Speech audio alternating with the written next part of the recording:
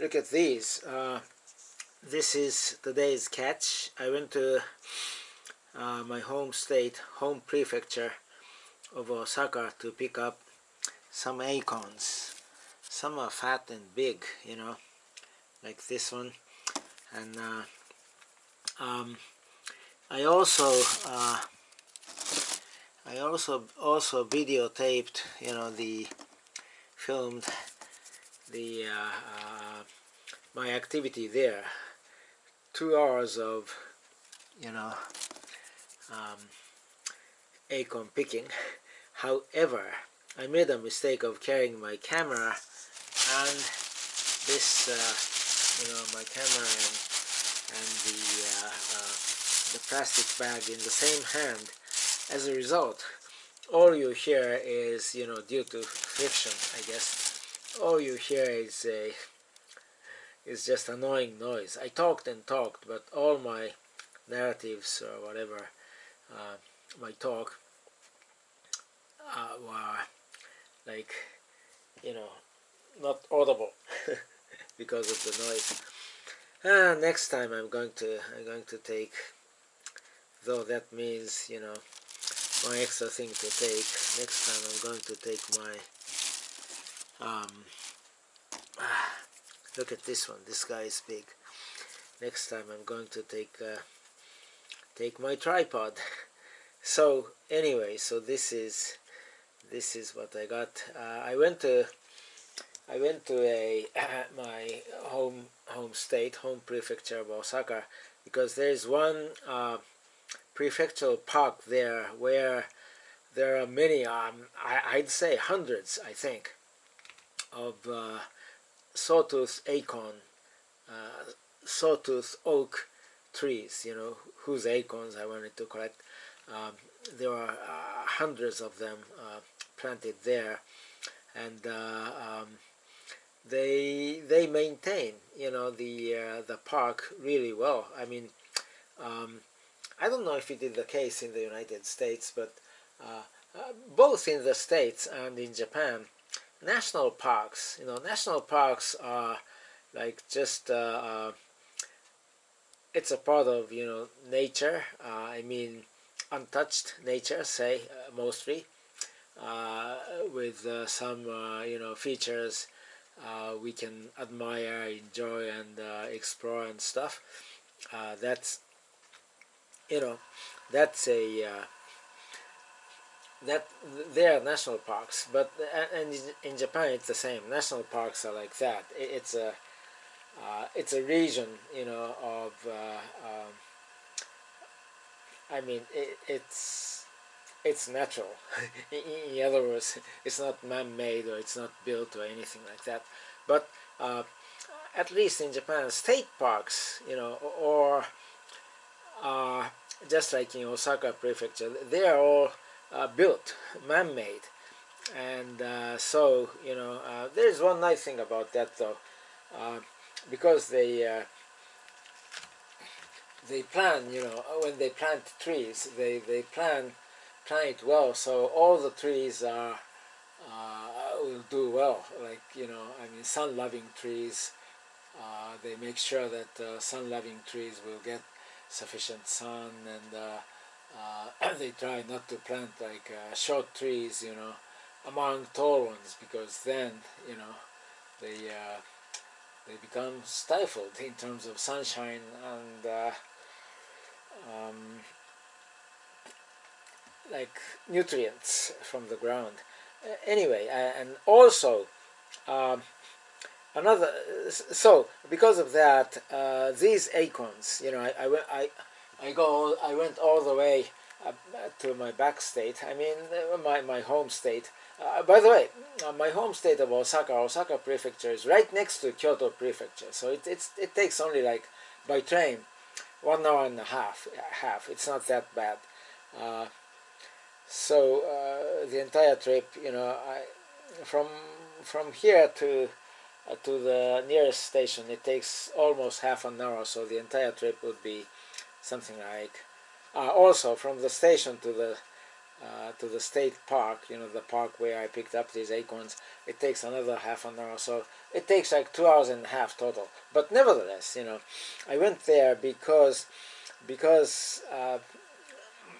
the park is very well planned and maintained. So the acorns there tend to be large, like these are particularly large. For example, you see these acorns, and so I go there. And also there is another thing. You probably aren't familiar with sawtooth acorns, but sawtooth oaks acorns, but they are they are notorious for infestation, um, by wasps, and wasp larvas. They eat these acorns. They live inside these acorns, and they eat the interior of the acorns, and so and if you collect it like in the wild, not like a state-owned, maintained, not like a state park where trees and the yard, generally speaking, the ground, they're well maintained. You have so many worms, larvas of wasps come out, and you might think you get a good heavy, well stuffed acorn, but by the time those those wasps they come out, a large part of the interior is gone, and it is very light, and that's pretty sad. So I took the trouble, to go there to pick up these large acorns, and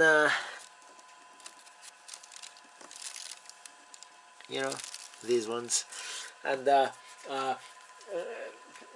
so it's very rare that any of these, is infested with that wasp larva, eaten by wasp larva.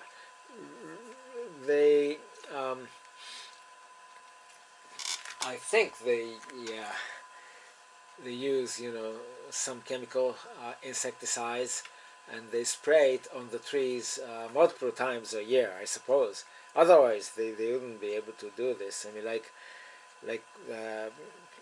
all the acorns, sawtooth oak trees, I know, in the wild, growing in the wild, the acorns, they have so many of them. They have larvas, eating the interior. By the way, while I'm at it, this is an interesting story, a little piece of knowledge, I guess trivial knowledge or whatever, for my graduate students. Even if, even if a large part of the interior is eaten, okay, by a wasp larva, and even if the larva eats enough to grow to be an adult wasp and come out of the acorn, even if that happens, depending on how much and also which part of the interior of the acorn is eaten, it's still possible for that acorn eaten by the larva, for that acorn to shoot out roots and grow to be a full-fledged, a big oak tree. I didn't know this. This is the case with chestnut also, and one of the chestnut farmers, told me that they sell the ones which aren't, affected by, which aren't eaten by wasps also. For chestnut, it's the same. I don't know if it is the same species, but similar, like similarly, wasps, wasp larvae eat the interior of chestnut, and if it's not eaten, they sell, and if it's eaten, they plant them, you know, and then a certain percentage of them grow to be a good enough tree, you know, saplings, for them to plant and get good chestnuts, commercially saleable, you know, saleable chestnut. So I just remembered that. So a similar thing is happening with sawtooth oak. Look at this guy. This guy is also, this guy is fat and well stuffed. You know, this is a good acorn. And let me show you some more. So these are large. These are star acorns. But also the other day, I already here we go, picked up some acorns, and these were the largest among them. And even if you compare these guys, you know, with them, like this is among the largest. You see the sizes, are about the same. You see, this was the largest I got last week, and this is like one of the larger ones I got today. So that's you know, that's nice.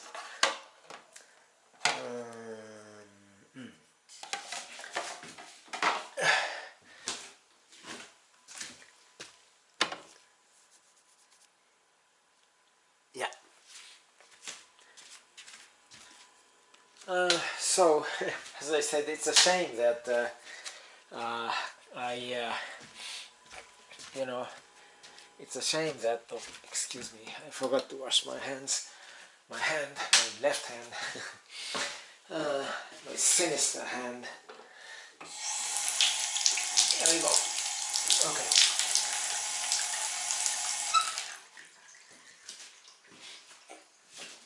It's a shame that oops, I need to put some water in here.